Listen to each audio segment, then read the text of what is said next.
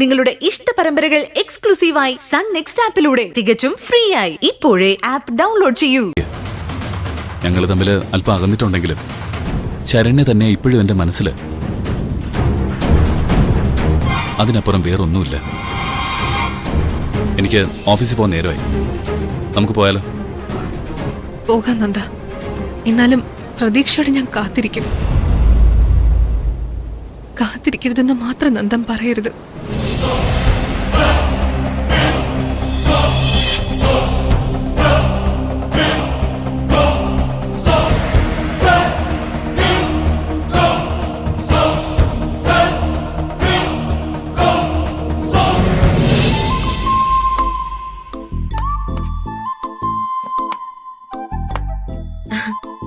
ദിയ എവിടെ അമ്മേ?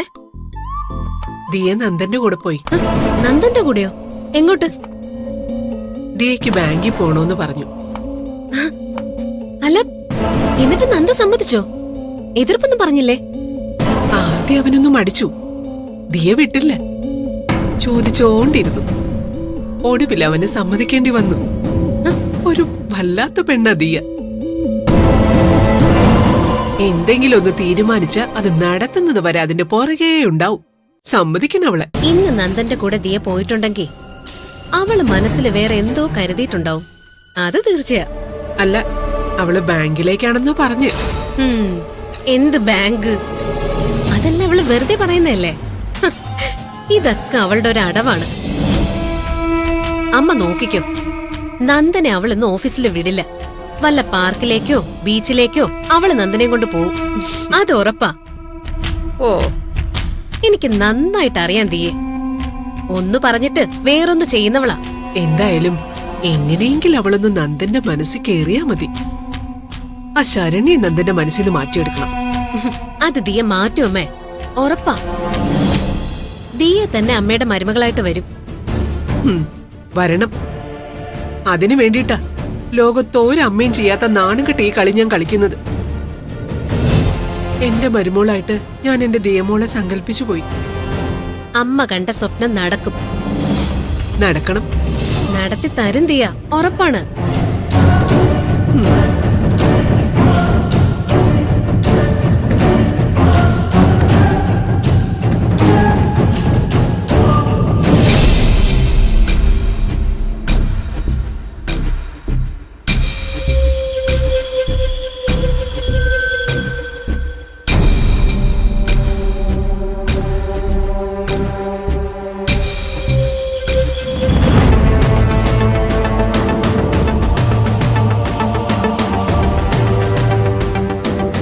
കണ്ടാൽ എന്തൊരു പാവാ.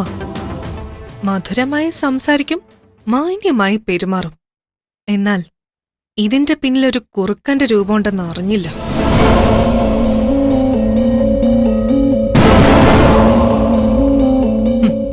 വാസവങ്ങളെ, ഇത്രയും നാളെന്റെ പാവ അച്ഛനെ പറ്റിച്ചുകൊണ്ടിരിക്കായിരുന്നു അല്ലേ? അറിഞ്ഞില്ല ഇത്രയും കുടില തന്ത്രങ്ങളുണ്ടാ തലയിലെന്ന്. കമ്പനിയിലെ കണക്കുകളിൽ തിരിമറി കാണിച്ച് കോടികൾ അടിച്ചെടുത്തു.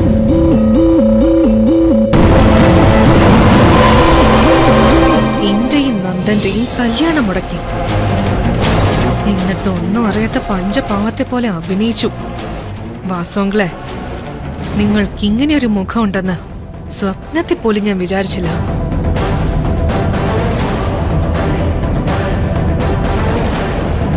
നിങ്ങളുടെ ഈ കപട മുഖം മൂടി ഞാൻ വലിച്ചു കീറും കരുതിയിരുന്നോ? വാസോങ്കൾ, എവിടെ പോയിട്ട് വരുന്നു മോള്? ഞാനേ നമ്മുടെ കമ്പനിയുടെ ഓഡിറ്റർ എന്ന് കാണാൻ പോയതാ. എന്താ കാര്യം മോളെ? Any issues? ഒന്നുമില്ല അങ്കിളെ. കമ്പനിയിലെ കണക്കുകൾ ഓഡിറ്റ് ചെയ്യേണ്ട സമയമായില്ലേ, അതൊന്നും അറിയാൻ വേണ്ടി പോയതാ. അത് ശരി. അങ്കിളെ, കമ്പനിയിലെ കണക്കുകളിൽ ചില വ്യത്യാസങ്ങൾ കാണുന്നുണ്ടല്ലോ. ചില ബില്ലുകള് എൻട്രി ചെയ്തിട്ടില്ല, ചിലത് എൻട്രി ചെയ്തിട്ടുണ്ട്, എന്നാൽ അതിന്റെ ഡീറ്റെയിൽസ് ഒന്നുമില്ല. അങ്ങനെ ചില വലിയ പ്രോബ്ലംസ് ഉണ്ടെന്ന് ഓഡിറ്റർ പറഞ്ഞു. പർച്ചേസ് ബില്ലിലും സെയിൽസ് ബില്ലിലും ഒരുപാട് വ്യത്യാസങ്ങൾ കാണുന്നുണ്ട്. അതായത് പർച്ചേസ് ചെയ്തതായി കാണിച്ചിട്ടുണ്ട്, എന്നാൽ മെറ്റീരിയൽസ് കമ്പനിയിൽ എത്തിയിട്ടുമില്ല. കമ്പനി അക്കൗണ്ടിൽ നിന്ന് ക്യാഷ് എടുത്ത് വാങ്ങിയ മെറ്റീരിയൽസ് കമ്പനിയിൽ എത്തിയിട്ടില്ല. കമ്പനിയിലെ പ്രൊഡക്ഷൻ കുറവാണ്, എന്നാൽ മെറ്റീരിയൽസ് പർച്ചേസ് കൂടുതലും. ഇതെങ്ങനെ ടാലി ആകും? മെറ്റീരിയൽസ് ഗോഡൌണിൽ കാണുന്നുമില്ല. പ്രോഡക്റ്റ് സെയിൽ നടന്നിട്ടുണ്ട്, പക്ഷെ ഇൻകം കണക്കിലില്ല. അങ്ങനെയൊന്നും വരാൻ വഴിയില്ലല്ലോ മോളെ. ഇനി അക്കൗണ്ട് ഡിപ്പാർട്ട്മെന്റിന്റെ മിസ്റ്റേക്ക് വല്ലതാണോ? അല്ല, ചിലപ്പോ അക്കൗണ്ടിന് കണക്ക് ചേർക്കാൻ വിട്ടുപോയത് വലുതും. ഓ, അങ്ങനെ വരാൻ വഴിയില്ലല്ലോ അങ്കിൾ. ഇത് കോടികളുടെ കണക്കാ. അങ്കിളിന് അറിയാലോ നമ്മുടെ മെറ്റീരിയൽ പർച്ചേസിന് ഹ്യൂജ് എമൗണ്ട് വേണമെന്ന്. ചിലപ്പോ ഒരു ബില്ല് മാറിപ്പോയതാ നോട്ട് ചെയ്യാൻ.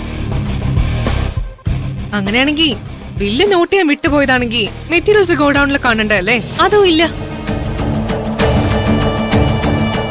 ഈ പർച്ചേസ് ബില്ലെല്ലാം അച്ഛനും അങ്കിളും സൈൻ ചെയ്തിട്ടുണ്ട്. ഓഡിറ്റർ പറയുന്നത് എന്തോ തിരിമറി നടന്നിട്ടുണ്ടെന്നാ.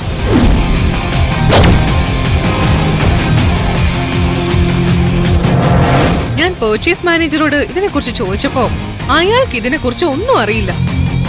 എല്ലാ അങ്കിളും അച്ഛനോ നോക്കിയതെന്ന്. ഞാൻ അച്ഛനോട് ചോദിച്ചപ്പോ ബില്ല് അച്ഛൻ സൈൻ ചെയ്തിട്ടുണ്ട്, വേറൊന്നും അറിയേയില്ല. അങ്കിളിന് എന്തെങ്കിലും അറിയാവോ? ഇല്ല, രവിക്കറിയാവുന്നൊക്കെ എനിക്കും അറിയും. അച്ഛൻ അങ്ങനെ കമ്പനിയിലേക്ക് പോവാറില്ലല്ലോ അങ്കിളെ. കമ്പനി കാര്യങ്ങൾ നോക്കുന്നതും പ്രോഫിറ്റ് ഷെയർ അച്ഛന് കൊടുക്കുന്നതും അങ്കിളാണല്ലോ. അതെ, ഞാനാ രവിക്ക് കൃത്യമായിട്ട് പ്രോഫിറ്റ് ഷെയർ കൊടുക്കുന്നത്. വാസു അങ്കിളെ, നമ്മുടെ കമ്പനിയിൽ എന്തോ നടക്കുന്നുണ്ട്. കമ്പനിയുടെ അക്കൗണ്ടിൽ നിന്ന് ക്യാഷ് എടുത്ത് മെറ്റീരിയൽസ് പർച്ചേസ് ചെയ്ത് കമ്പനി ഗോഡൌണിലെത്താതെ മറിച്ചു വിൽക്കുന്നുണ്ട്. വിൽക്കുന്ന ആൾക്ക് കോടികളാ ലാഭം, കമ്പനിക്ക് നഷ്ടവും. ആരായിരിക്കും അങ്കിൾ ഇതിന് പിന്നില്? നമ്മളെ ഭംഗിയായി ചിരിച്ചോണ്ട് ചതിക്കുന്നത് ആരായിരിക്കും?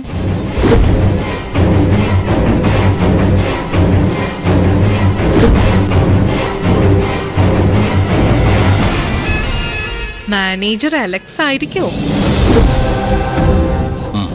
ആയിരിക്കും. എന്നാൽ അവനെ ഡിസ്മിസ് ചെയ്യണം. ചീറ്റിങ്ങിന് കേസും കൊടുക്കണം. അത് വേണ്ട മോളെ. കേസും അന്വേഷണവും വന്നാ അത് നമ്മുടെ കമ്പനിയുടെ ഗുഡ്വില്ലിനെ ബാധിക്കും.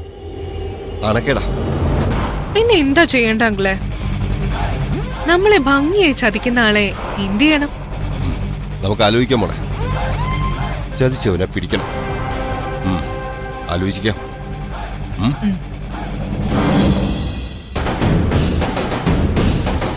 അന്വേഷിക്കാൻ എന്തിരിക്കുന്നു അങ്കിൾ?